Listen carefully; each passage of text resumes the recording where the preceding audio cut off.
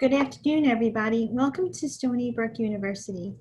Today's session is given to you by undergraduate admissions, and I, along with other members of the Center for Excellence in Learning and Teaching and Do It, are here to provide you with strategies and tips for how to be a successful learner online. We welcome you to the session, and I'd like to first start by going over some of the technology needs that we see students have.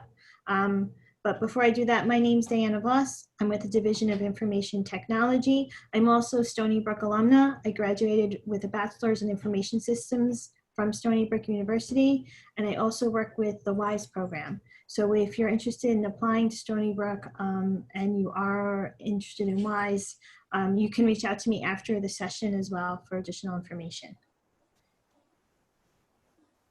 Today, I also with me are Kristen Hall, who's an instructional designer in the Center for Excellence in Learning and Teaching, and Kelly Chen, who's a student. She's an undergrad, was an undergrad student, now graduate student, who works for the Division of Information Technology. Next slide, please.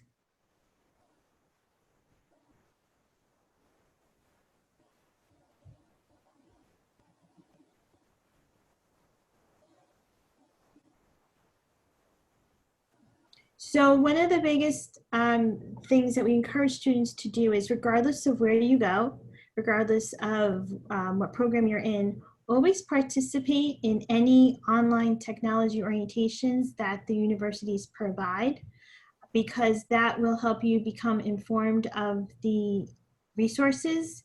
While you may be familiar with Google Docs, your school could have different tools.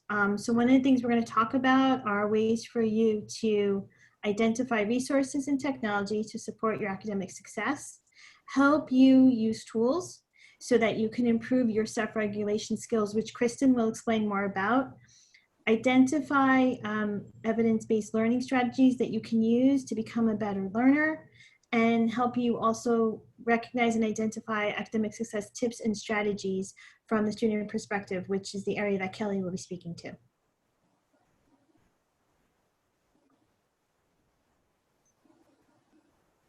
So tech tips. So the first thing is that we always recommend that you participate in any technology orientation classes. Even if you think you know it, it doesn't hurt. You may pick up something, and you want to be familiar with the technology, because I'm sure many of you have experienced remote learning this spring, and were introduced to some new tools. And as you probably realized, if you're not comfortable in the environment, that could impact your ability to be a successful learner. The next point is every school should have a technology page. At Stony Brook, ours is called Do It, our Division of Information Technology. Check with your school and find out what their technology department is called and review that page. As on those pages, they'll provide you with suggestions for hardware, software, and what you need to do, purchase, or what technology you will need to be successful in that school. You should research discounted hardware and software options. Many schools do have student discount programs. We do at Stony Brook. We have discount programs with many hardware providers. We also provide antivirus software, Symantec, at no additional charge to the students. And our students also have access to Microsoft Office, as well as there's Creative Cloud, which you can get discounts to if you have a stonybrook.edu email address. And if you have any accessibility needs, it's important to register with your accessibility office, because they will work with the faculty whose classes you're in to make sure that you have accommodations when needed.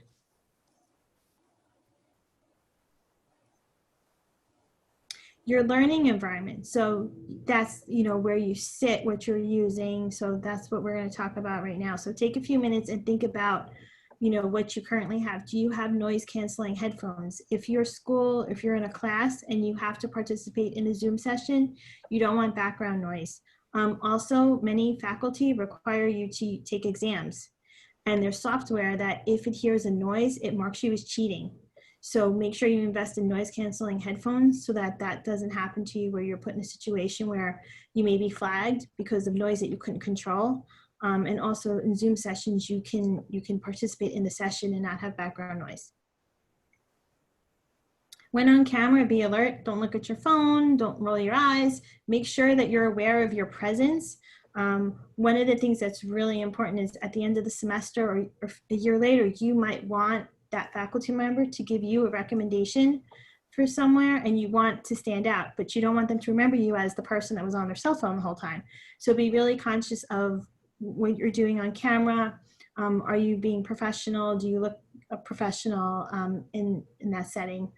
Because those are things that they'll remember.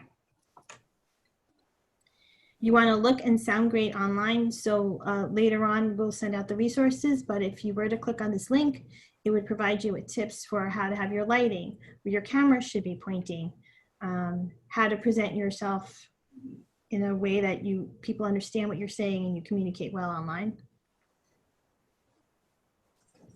And you want to ask questions. You want to do this in class too, of course, but the more questions that you ask, you want to be engaged with your instructors. They're here to help you. They don't know if you need help if you don't ask. And it shows that you're engaged and you're interested in the subject. Take advantage of office hours. Faculty always talk about, I have office hours, and it would be great if the students came. So in every syllabi on our campus, faculty are required to post office hours. That lets you know when they're available. And if you can't make their office hours, reach out if you do have questions and see if they can make arrangements to set up an appointment to meet with you. Many of our faculty right now are conducting office hours through Zoom, but there are also other tools too that are used. And you want to create a learning space. Is your chair good for sitting in all day long? Do you have a set place to work from? Are you near a good network connection, when you need Wi-Fi? So and that link there will provide you for tips on how to create a good learning space.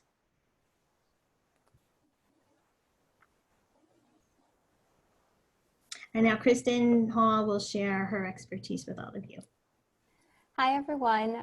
My name is Kristen Hall. I am an instructional designer at Stony Brook. I did start as an academic advisor, so I have a lot of experience working with undergraduate students, especially when it comes to study strategies and academic success skills. I am also an online student myself.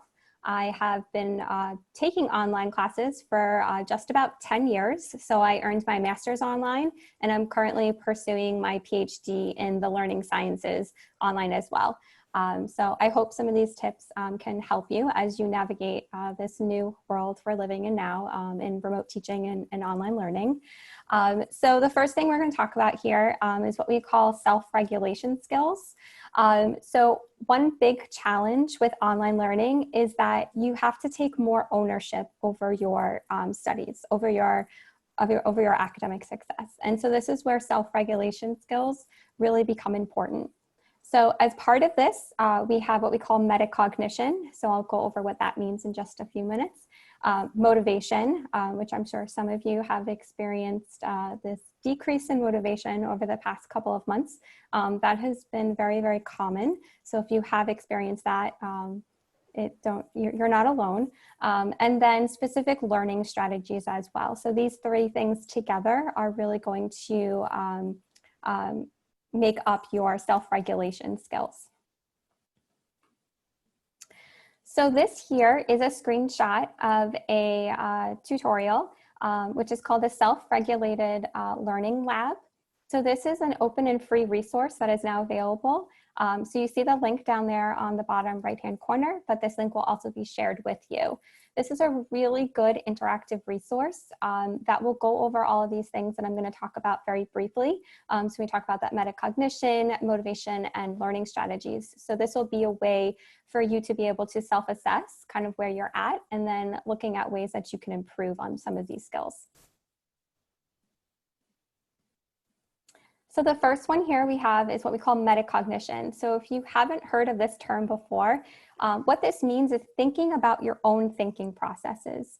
So really looking and self-assessing what you know and what you don't know. So as you approach any sort of study session or anything that you're learning for the first time, you really want to think about planning. So this whole cycle here, we have planning, monitoring, and evaluating. So when you're planning, are you thinking about what you're going to study for that session? Do you have goals in mind? Do you have specific strategies that you're looking to try? Or do you just kind of go in blindly? Monitoring is about thinking about, as you're learning, is this challenging? Is this easy? Am I getting this? And then evaluating is looking at the specific strategies that you're using and were they effective? Did this work? Do I need to try something different? So these are the kinds of questions that you can ask yourself so that you can continually self-assess and evaluate, what you know and what you don't know, and then what you need to do to improve. So the next one here we have is motivation. So this encompasses a whole lot of things. There are other things, but we're going to focus on these four. So the first is self-efficacy. So what this means is your belief in your abilities, your self-confidence in being able to do something. So for example, if you believe that you can't do math, you're not good at math, good chances you're probably not going to improve on it because you already have this idea in your head that you're not good at it. So there are ways to improve this by kind of reframing things and thinking about positive self-talk. Then we also have mindset. So you may have come across this in high school. Some of your teachers may have talked about this, but this is where we thinking about growth mindset and fixed mindset. So this is a continuum. It's not like you're one or the other all the time, and it really depends also on what you're learning. So you could have a growth mindset, say in sports, where you know that you can do well, and then a fixed mindset, say in English or whatever. But with the growth mindset, you believe that your abilities are not fixed, that they're able to grow and develop, and you're able to improve with effort and challenge.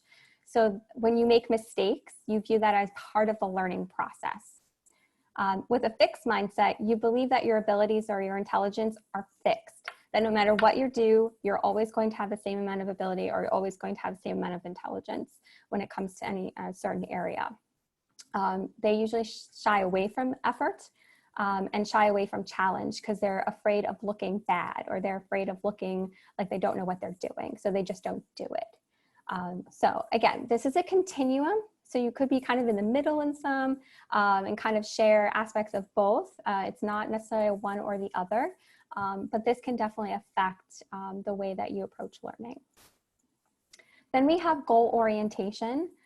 So when we talk about this, it means the difference between mastery goal orientation or a performance goal orientation. So if you have a mastery goal orientation, that means you're really looking to learn whatever you're learning because you just want to learn it. You really want to be good at it. You want to improve. You're really just interested in learning what it is.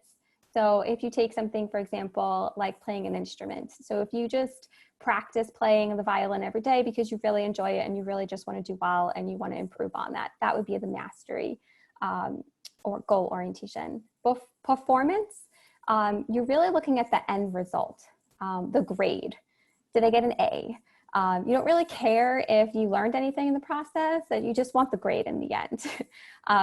So one is, we usually have a combination of both goals with mastery and performance, but if you focus on the mastery goals, the performance usually happens in the end. So if you're really focusing on mastering the material, you usually will do better. But there are instances where if you're focusing on, I just want to get that A, I just want to get a good grade in the class.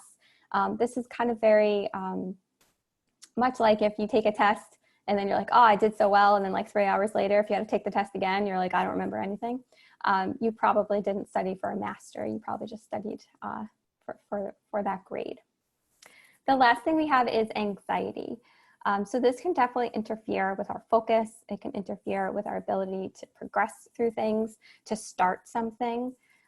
So there are some really good tips and strategies and that self-regulation learning lab that I talked about in a few slides before that can go over ways that you can help reduce your anxiety going into things. So a lot of this has to do with positive self-talk, relaxation techniques, meditation, things like that.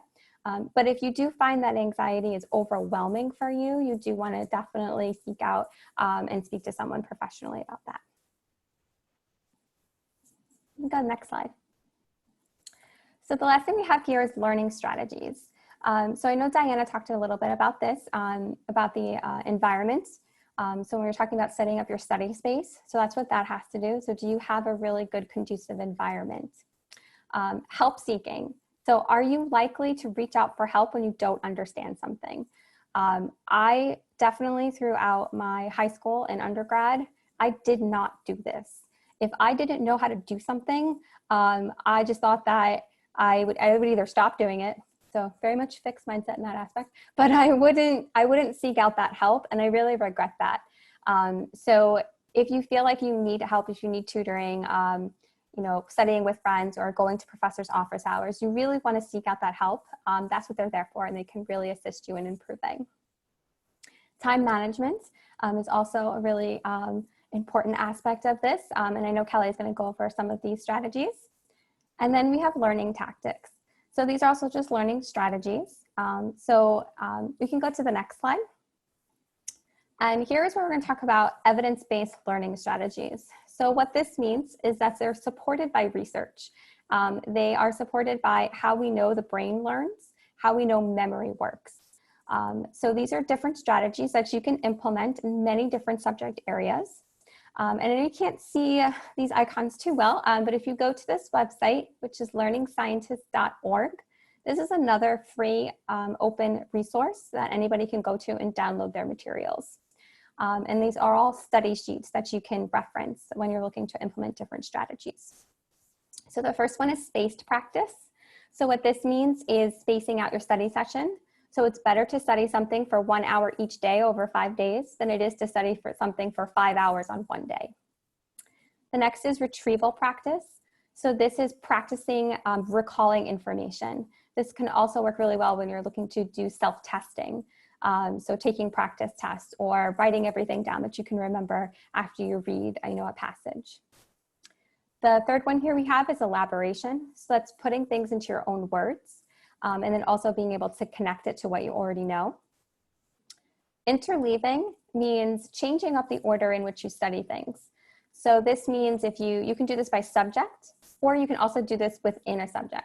So you can study, say, math for an hour, and then English for an hour, then social studies for an hour, and then go back and do English, and then social studies, and then math. So you're kind of like changing it up. You can also do it within a subject. So say for math, for instance, if you have different sets of problems to do, instead of doing the same type of problem over and over again, you want to randomize it. So you do problem type A, problem type B, problem type C, then do problem type A, then problem type C, then problem type A, kind of going back and forth between all of them. And that really helps with the learning process. Then we have concrete examples. So this is where if there's something abstract or something that you're not quite getting, some things with math could probably work with this. And you're really relating it to a real life situation or an authentic experience. So that way you can solidify that information and you have something to relate it to. And then the last one we have here is what we call dual coding. So this is where we learn best when we see things with pictures and with words. So the pictures can be static images or moving images, so like within video. And the words can be spoken or they can be written. So the combination of those together, words with visuals, really helps things to solidify a lot better than if we just looked at things with words or we just looked at things with pictures. So all these strategies are really, really helpful. So if you haven't heard of some of them before, I encourage you to try them as you look going forward. So now I'm going to turn it over to Kelly, who's going to give you some strategies from the student perspective that she has used throughout her career at Stony Brook. So hello everyone, just to introduce myself again, my name is Kelly. I recently just graduated with a Bachelor of Science in Health Science. And if you take a look on the left side, that's a picture of our West Campus. That's where I went to class. And now I'm currently a graduate student in the Master of Science in Applied Health Informatics, also still in Stony Brook, but now on the Southampton campus, which you can see on the right. And I also currently work remotely as a student technologist, and I provide academic technology support to students and faculties. And I also teach a couple workshops, such as creating a resume on Microsoft Word and tips for being cyber savvy.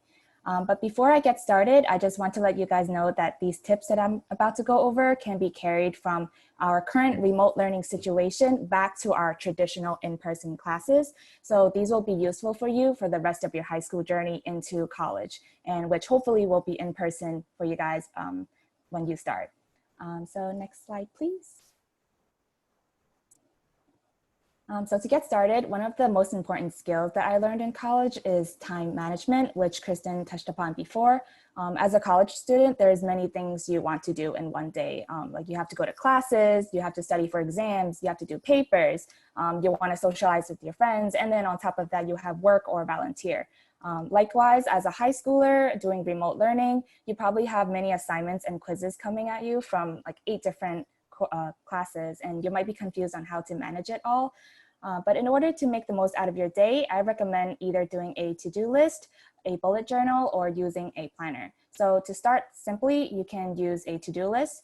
During my freshman year, I just used random scrap paper to write down things I needed to do for the particular week. In terms of bullet journaling, I know a lot of my friends tend to create really pretty to-do books, which is a stress relieving hobby for them. So this is for all of you artsy people who like to draw. You can write your to-do list in a book. But personally, I don't do this because I'm not creative enough to draw my own calendar or a to-do list. But if you're like me, you can always make use of a monthly calendar. And when you're in college, your professors tend to give you a course document called a syllabus, and that's where they put down all the important dates for you that you can note down. So that's where this calendar comes in handy. Throughout my college career since sophomore year, I've been using planners that I bought from this company called Orange Circle Studio. They have pretty designs and they come in a book format, so it's easy to carry it around.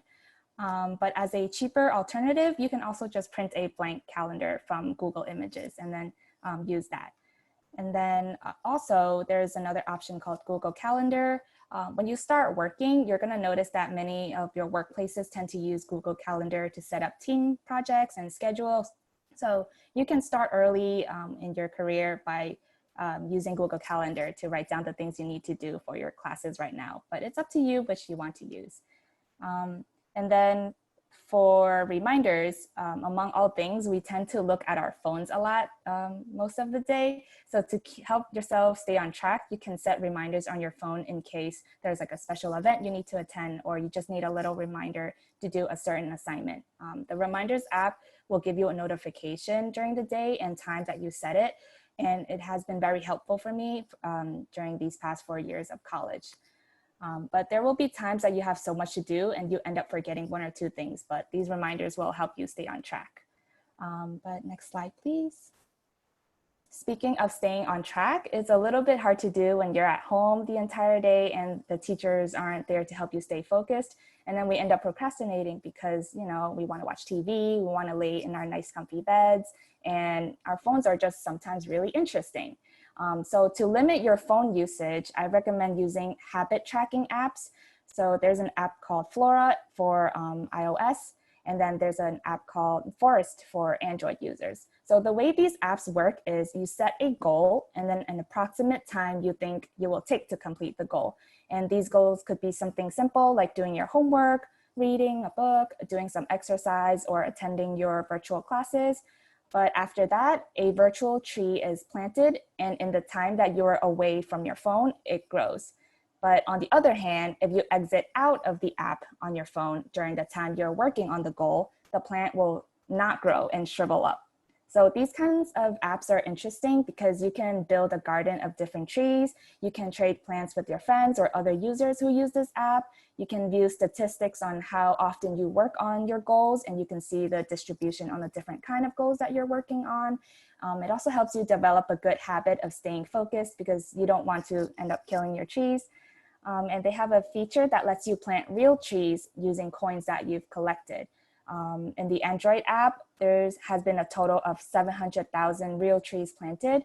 So not only does this app help you stay focused, you're also working together with your community to contribute to the environment. So this is definitely something I recommend to encourage you to stay away from your phone when you need to work on something. Next slide, please. Now I can't really see this virtually, but how many of you like to lay in your bed and study in bed? Or how many of you are currently watching in bed right now? Well, I would assume some of you do, since it's comfortable and it's where we sleep, it's where we condition our bodies to relax.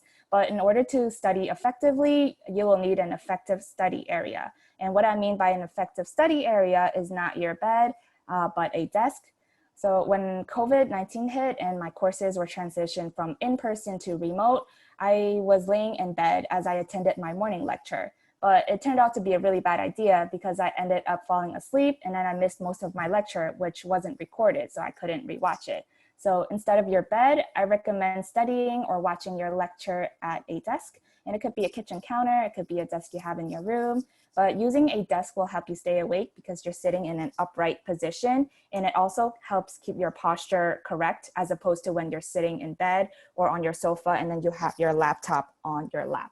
So keeping your desk clutter-free is also an important point to limit the number of distractions you have. But going a little back to posture, when my classes became remote, I spent a majority of my time looking down at my laptop, even though I was using a desk. But now for some of you who are using computers, you might have less strain on your neck and back because you have a tall monitor compared to a laptop. But as a quick little tip, college students tend to invest in some sort of laptop or tablet and keyboard device because it's easier to bring around on campus and you can bring your work and notes with you wherever you go.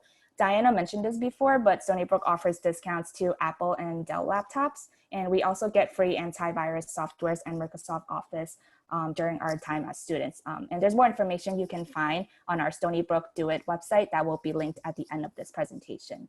But going back to my original point, looking down at laptops for 10 hours a day really put a strain on my neck and back, and it gave me headaches, which wasn't very helpful when I needed to be productive. So as a solution, I bought a laptop stand, which elevates the monitor of my laptop. So I'm looking forward as opposed to looking downward and crouching while looking at my laptop. And you can find many different models off Amazon, and some of them might be a little bit pricey. I got mine for about $25 and it's just a hunk of metal, but it definitely improved my posture and reduced the amount of headaches I get due to neck strain. But as a cheaper alternative, you can just stack a bunch of old textbooks under your laptop, which is what I did for a majority of my undergrad career. But just know that you have to watch out for overheating for your laptop, and that could lead to internal damage. So meaning you can't keep your laptop on the textbook surfaces for too long.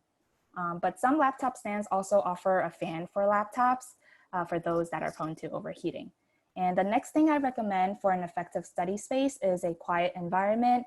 I know it's a little hard to get that while you're at home, but if you live in a household like mine where it's usually bustling with noise, I would recommend investing in noise cancellation headphones or earplugs. Kristen and Diana mentioned this previously. During lectures, it's helpful, but it's also definitely something I use when I need to focus and study. For those of you who enjoy listening to music while you study, the noise cancellation headphones will block off the outside sounds and only let you listen to music. But for those of you who need silence when you study, you can still plug in your noise cancellation headphones to block off sound. Since freshman year of college, I've been using an old Sony one that's broken on one side, but it helps me stay focused. It brings me into my own world, and then it puts me in the zone of studying. And a cheaper alternative would be to invest in simple earplugs. So the orange ones you see on the screen. If you've ever seen them, they look like little carrots, and people tend to take these with them on airplane rides in case there's a crying baby on the flight and they need help to go to sleep. But in summary, the 3 things I recommend for an effective study space is using a desk, using a laptop stand, and using some type of noise cancellation tool. You may have an effective study routine in space, but there may be times that you don't understand material from class. But the first thing I recommend for you to do is to ask your teacher questions. There's no such thing as a bad question. Everyone's here to learn, and it's even harder to do remotely because we might miss something a teacher says. So don't be afraid to take initiative and ask your teachers when you don't understand something. You can ask during class time, or you can ask after class time.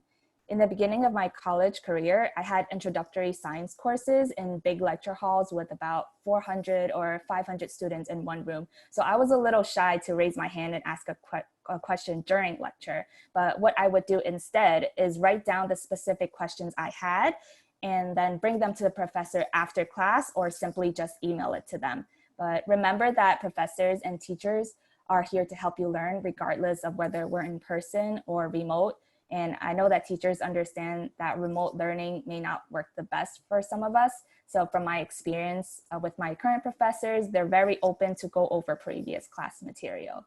But let's say you already asked your teacher for some help, and no matter how they explain it to you, you just don't understand a certain topic.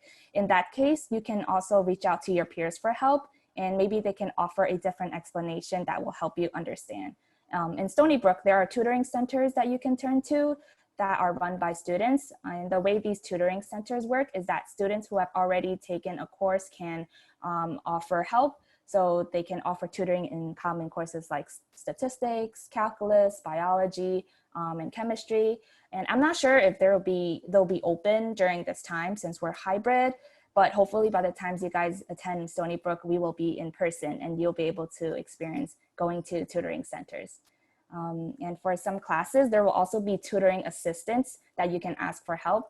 So in college, there are numerous academic resources you can turn to, but as a high schooler, you can start by asking your peers who are good at the topic you need help with. So the point of this section is don't be afraid to ask others for help when you need it, especially from your teachers and peers. But an alternative study method is to refer to online resources such as Quizlet, YouTube, and Khan Academy. Now, for specific questions or reviews, I recommend watching YouTube videos. Personally, I'm not that good at calculus, and oftentimes I can find YouTube videos that go over specific calculus questions in detail that I can use as an example for my homework. This will help some of you who are visual learners, seeing someone write out the information for you step by step. And there are also quick crash course videos that I used to use to prep for my AP courses, and I relied on them a lot back in high school. But Khan Academy is also another good tutoring website that I use. And like YouTube, they offer videos to solve specific questions, and it's also free. When I first started using this website back in my undergraduate career, it was mostly instructional step-by-step videos, like the ones you find on YouTube. But the cool thing about it now is that it actually offers free online courses for you. So going back to calculus, you can take different calculus courses on Khan Academy, like Calculus 1, 2, or 3, and they will provide different modules or topics for you to learn. And you can progress in each course with what they call mastery points. And you can gain these mastery points by watching videos and completing exercise questions that they have at the end of each module. Personally, I have been learning how to use a programming language called SQL, and I find the practice questions really helpful because they really test whether you absorb the knowledge from, absorb the material from the videos or not. And another tool that I use for information-heavy courses where there's a lot of vocab is Quizlet. And this website basically lets you make virtual flashcards that you can study from. So the first benefit of making virtual flashcards is going over your materials again, since you have to type the term and then the definition or whatever details you need to know about the term. And the cool thing is, with the virtual flashcards that you make, you can use study mode. And in the study mode, you're basically shuffling through all your flashcards and you're answering them via a multiple choice, true or false, or fill in the blank question. And you can customize what type of questions you want to see. And for the ones you get wrong, it will be flagged and then be given to you again in a later time. So it's helpful in finding out what you know and what you don't know for an exam, so you can better spend more time on one topic over another that you already know. And there's also a quiz or test feature, and it's helpful because you're basically taking a sample exam and you don't get to see immediately what you get wrong per question when you're using the study mode. And personally, this has helped a lot in my medical terminology course, in which I had to know many different prefixes and suffixes and diseases. But the summary of this section is don't be afraid to ask your teachers and peers for help. And then if you feel like you still need a little more guidance, then you can turn to free online materials on like YouTube or Khan Academy and Quizlet. But this is the end of our presentation on effective remote learning. I know Diana, Kristen, and I went over a lot of things today. So if you have any questions for us, you can please feel free to ask.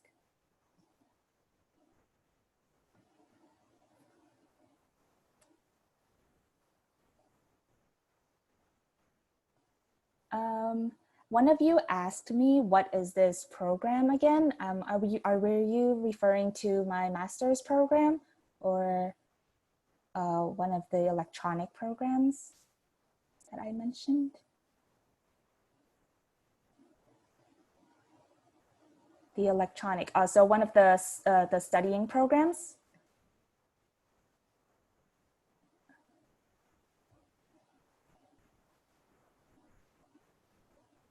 So for the studying tips I have, it's Quizlet and Khan Academy. So Quizlet is the one where you make the virtual flashcard, and then Khan Academy is where you can take free online courses, and they'll have different modules and example questions for you to take. I hope that's what you are referring to.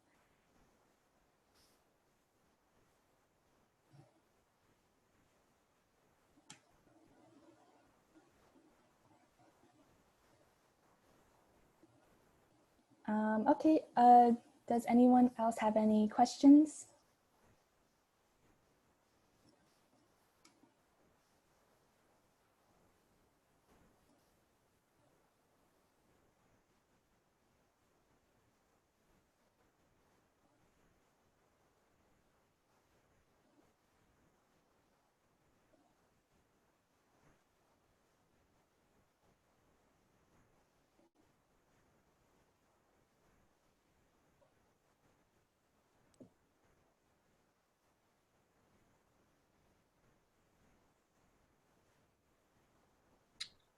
So Liana is asking about WISE.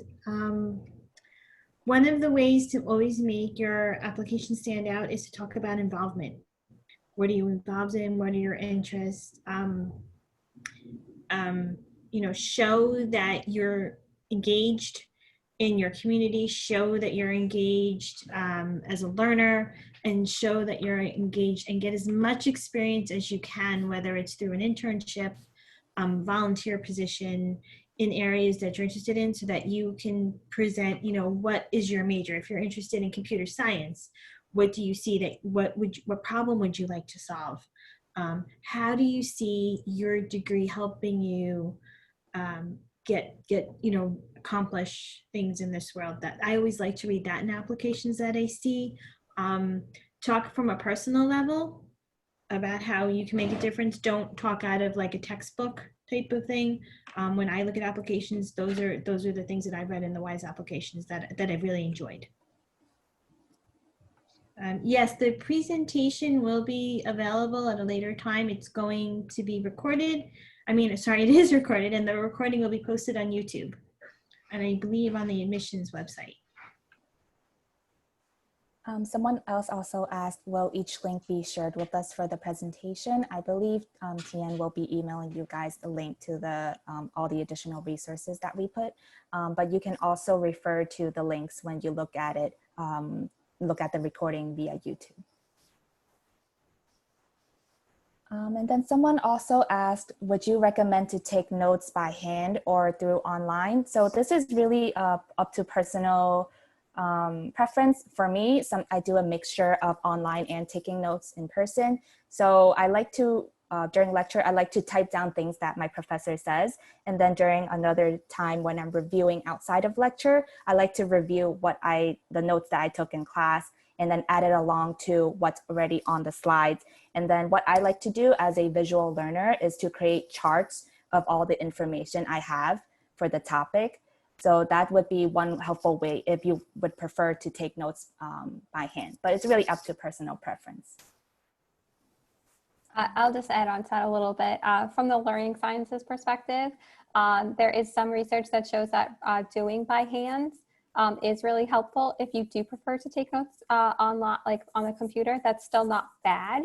But as Kelly said, it's not taking notes once and then never looking at them again. So when Kelly talks about how she then transforms that information into charts, so that's when we're elaborating on that information. So that's the part of the learning process that's really helpful. So if you start by taking notes online, that's fine, and then maybe rewrite them or put them in a chart format or another format, so that you're really elaborating on the material.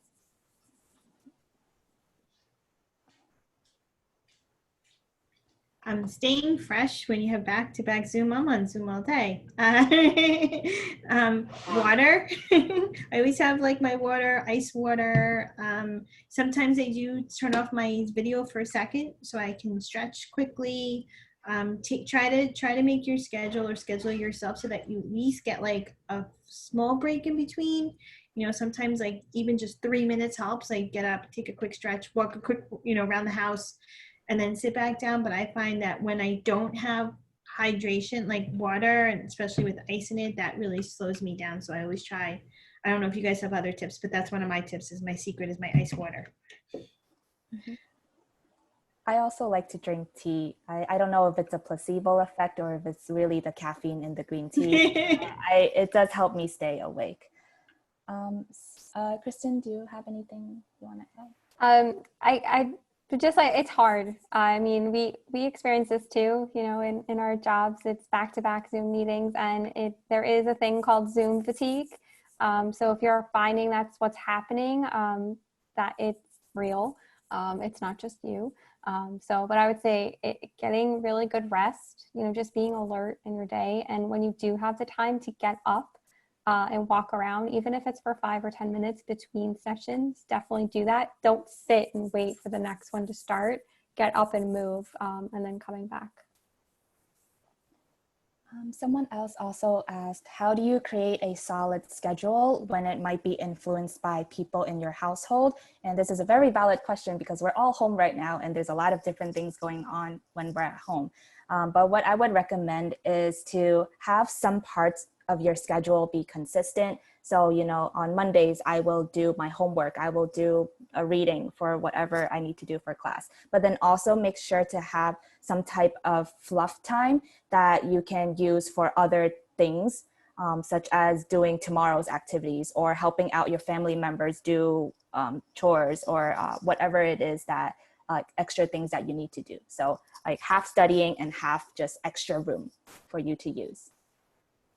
It also helps to communicate with your families. You say like, I have a test. The test is at 5 o'clock on Monday, and as I stated earlier, sometimes tests are proctored. And if it picks up a noise, it's going to flag you, right? So like communicate with your families what your schedule is. That's a big help. That's what we do in my house. Like right now, I have my 2 children, my dog and my husband are here, but everybody knows that right now I'm doing a talk. So everybody's being respectful of that. And, I know sometimes that's not possible, but that is a suggestion, is to communicate well with your family, the other people that you share your house with. I have a question here. How do we stay focused if we aren't interested in what we are learning? That is a very good question, because that is a part of staying focused, is to be interested in what you are learning. So for something like this, what I would suggest doing is really dedicating very short bursts of time for it. So there's something called the Pomodoro technique, which is a time management technique, where you set a timer for 25 minutes and you just focus on that for 25 minutes. So that way you only have to do it for 25 minutes. And then once that timer's off, you can go and do something else that you're more interested in. And if you can plan to do that a few times, sometimes what happens is that you can just kind of get into it and then you can just keep going. But at least you then spent the 25 minutes on it, and then you can go on to something that you may find a little bit more interesting, and then come back to it later. A lot of the times when we procrastinate, it's because we keep delaying because we don't like what we have to do. So we keep pushing it off into the future, but you're still thinking about it. So which makes it worse still in the time being. So if you just try to chunk it into smaller bits of time, that can help.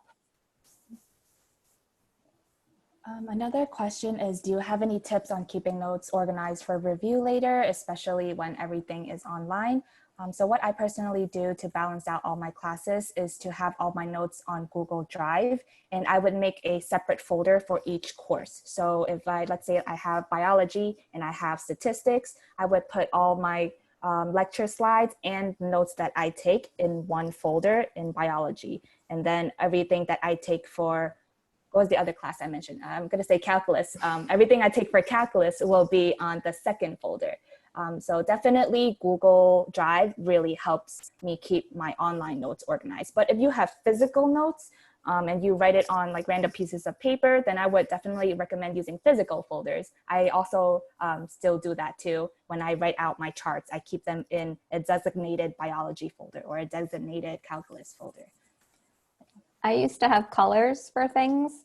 So like math is always blue, science was always green, English was always red. So if you come up with some sort of color scheme to kind of keep them organized that way.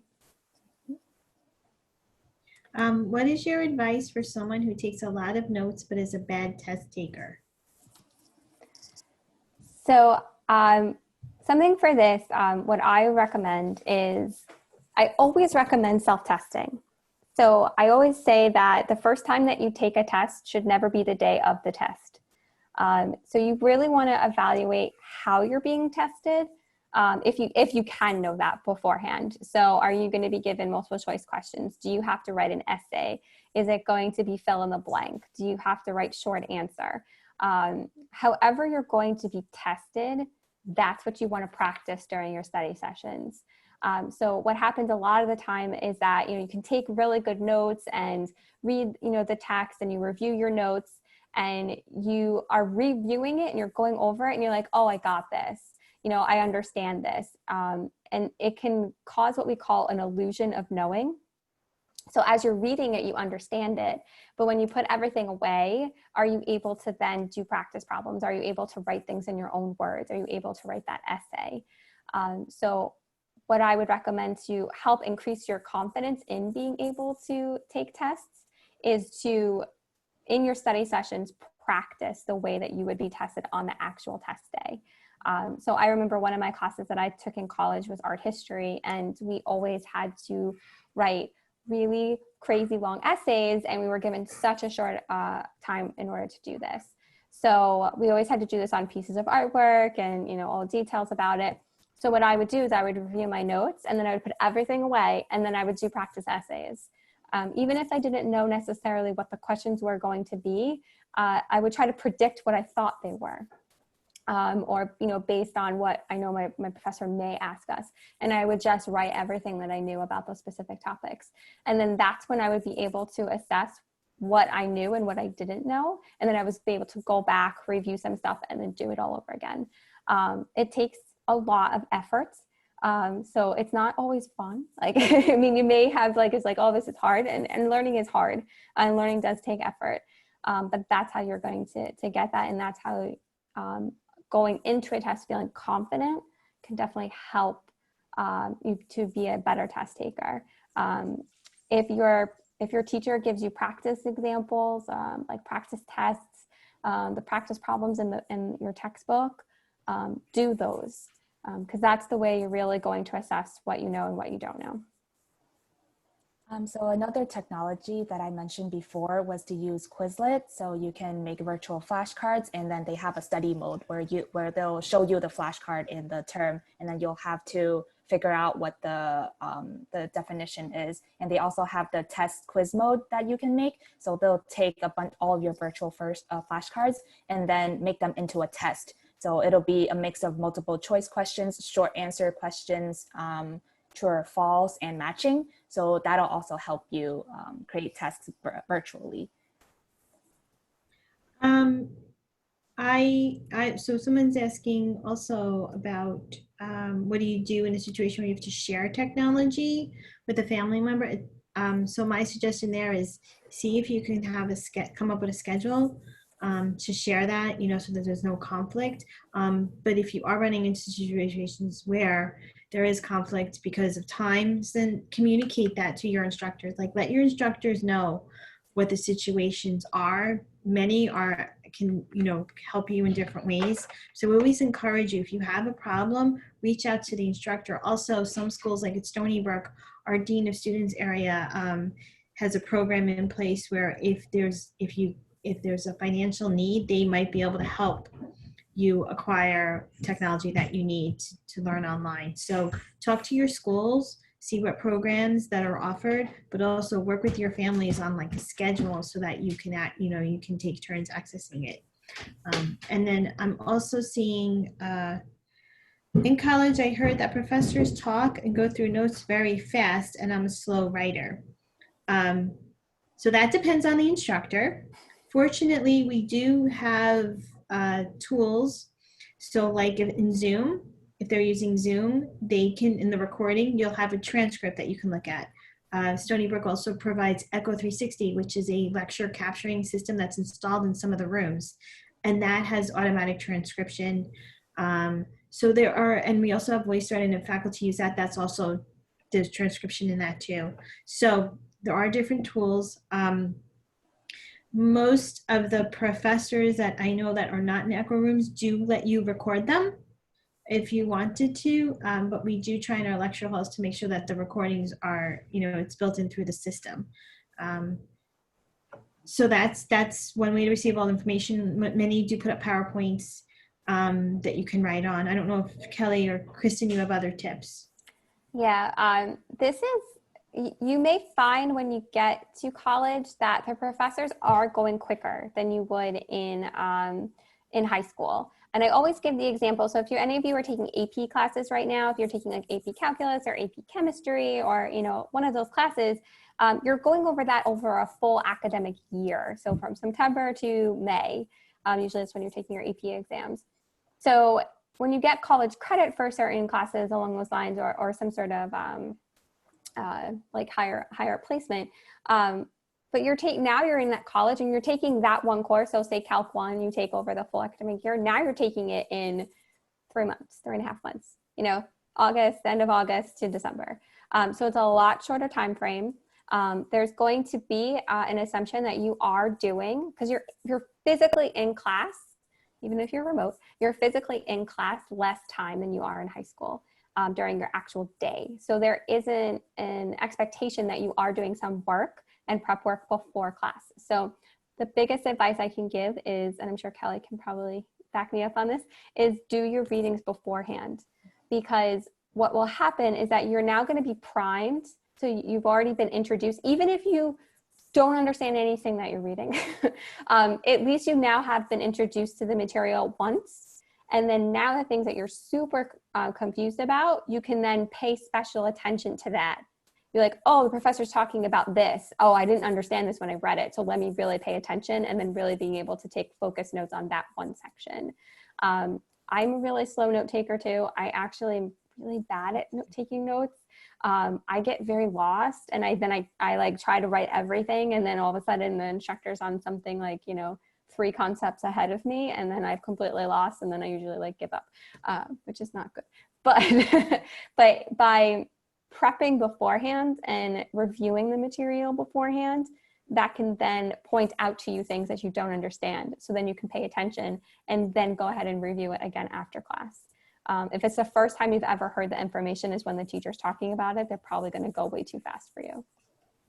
Going off of what Kristen said, something I would recommend is when you do your readings, you can write a little quick summary, or you can write an outline of the information that your reading is talking about. So when you're in class, you can look at your outline and then fill in the information that you get from class into the outline that you already wrote or typed. Yeah, so there's going to be some prep work beforehand, which again, takes a lot of time, takes effort, but there is going to be that expectation that you are doing work outside of class. Someone's asking about what to do if their laptop is overheating and they have to attend an online meeting. So I think, Kelly, you mentioned the stand, and my understanding is stands can help with that because it's not sitting on a flat surface and it gets better airflow. So you might want to look at investing in the stand, and if possible, if you can use your phone to participate in class, if that is happening. I don't know, Kelly, do you have any other ideas? Yeah, so the stands for some of them, it depends on which type you're looking at, but they offer fans on the actual stand. So then it'll be blowing air on the bottom of your laptop when you're putting it on the stand. But you have to be careful because some stands don't have that fan option, and it might just be metal. It might just be like a plastic like surface for your laptop to put on top. So it'll depend on you which one you want to invest in, and what type of material. But yeah. It looks like the other questions might be for admissions. There's one about, do colleges still see the AP classes that I take in senior year? And the other question is, what is the difference between normal classes and AP classes? That's not my area of expertise, so I don't want to answer that one. So not sure if our friend from admissions want to jump in here.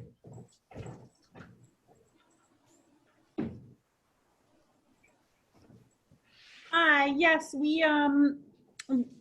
any college or university could potentially see what courses you're taking in your senior year, depending on whether your high school sends us your fall course schedule. So when you're applying for admission to different universities, you can always ask your high school guidance counselor if there's a way for them to send, an official copy of your course schedule, or you could just send a copy of your own personal course schedule along with your application. And then the AP question, advanced placement courses are offered at many high schools. Not all high schools offer advanced placement courses. They're typically kind of like the next level above an honors course, and usually you'd work with your guidance counselor or the guidance school counseling office at your school to determine if they were a good fit for you based on your academic preparation. Through the College Board, AP exams are offered, where many colleges and universities will grant or give college credit to students that have earned certain scores on AP exams. And the AP course in the high school is basically the preparation and the curriculum level for that year-long course generally that would prepare you to take that AP exam. But there are many other ways to earn college credit in high school. That's just one option.